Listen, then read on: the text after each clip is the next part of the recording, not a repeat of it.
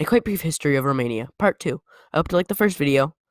Fun fact, there was a list of how to pronounce everything that I mispronounced, yet of course, I ignored it. Sorry I mispronounced this hostage. I apologize.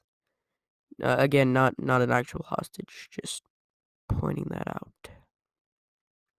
Alright, hey, I'm just cracking open a cold one with Michael I, the last king of Romania before communist rule. Well, we'll get to that later. He's a pretty rad dude.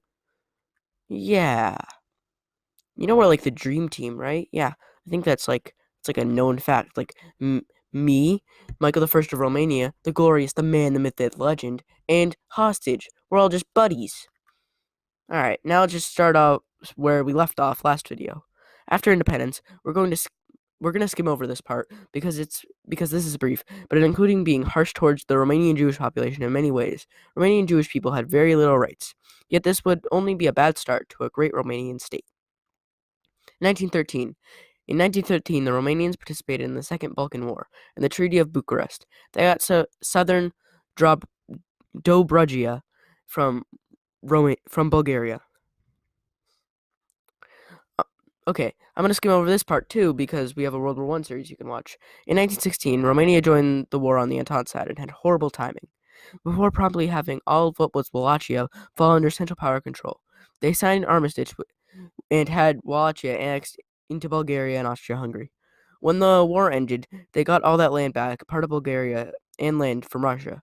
When this was over, they looked like this map. Greater Romania / interwar period. From 1918 to 1940, Greater Romania was established, and all of the Romanian-speaking people and more had been unified under a national identity.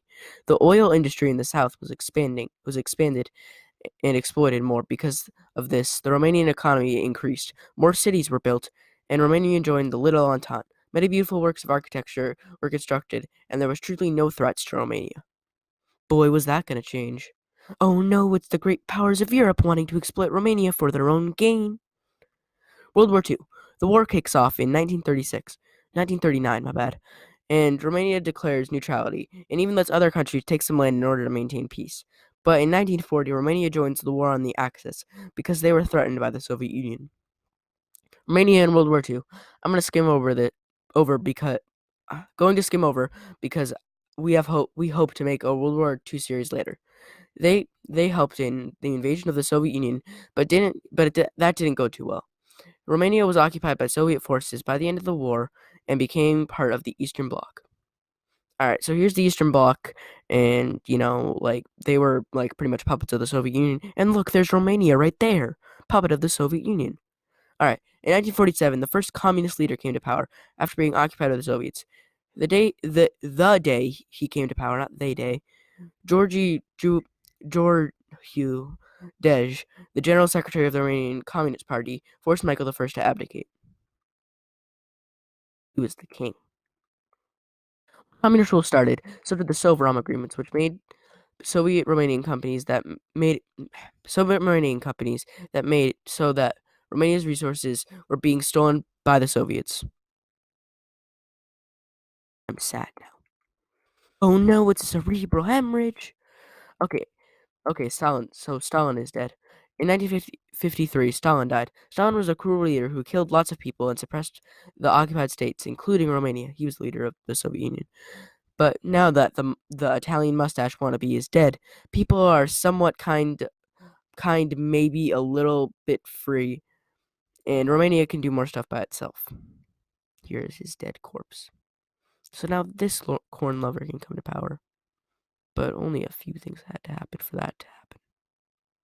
Like this guy dying. In 1953 to 1974, Romania becomes more independent and Western-oriented. In 1958, it gets Soviet troops to leave the country, and it had negative emotions towards the Soviet invasion of Czechoslovakia in 1968, which gets it Western support. And in 1974, it joins the Community's Generalized Systems of Preferences, and is the first Eastern Bloc nation to officially have relations with Europe. Yet life in Romania is still rough under communism.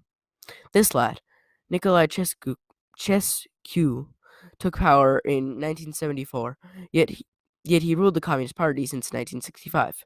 Think of him as the Stalin of Romania. He starved his own people by getting even more foreign aid debt, and pretty much giving his country's agriculture division away, banning imports and destroying civil rights. He formed a sort of cult of personality like Stalin, which means like me or we'll make you like me.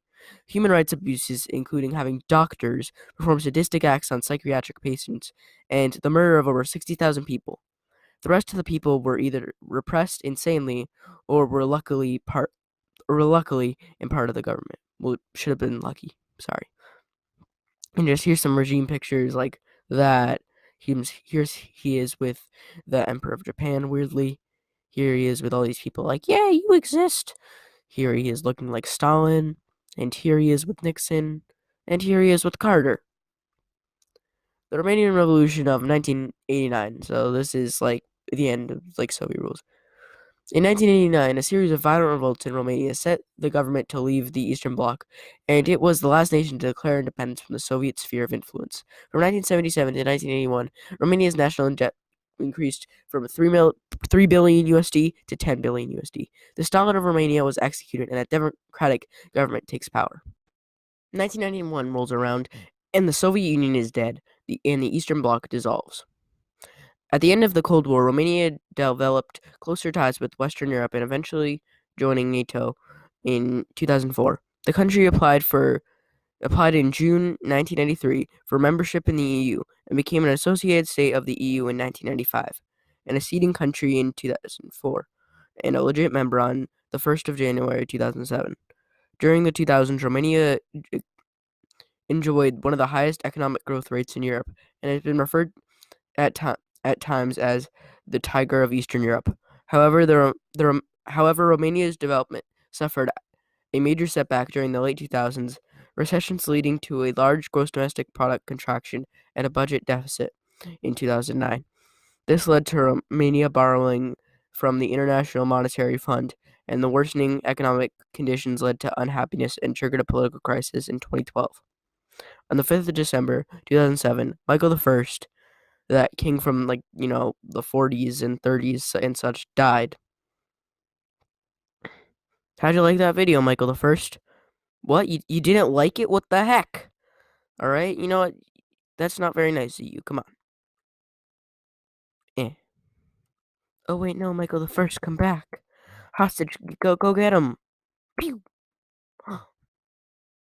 Mr. Assassin guy. You're a cyborg now? What the frick? I'm gonna call you about this. Bring. Hi. Why did you kill my hostage? 'Cause you big smelly, and I'm gonna mildly scrape your kneecap. Oh no, what about the hostages? They don't count. Okay. Gosh, giddly darn it.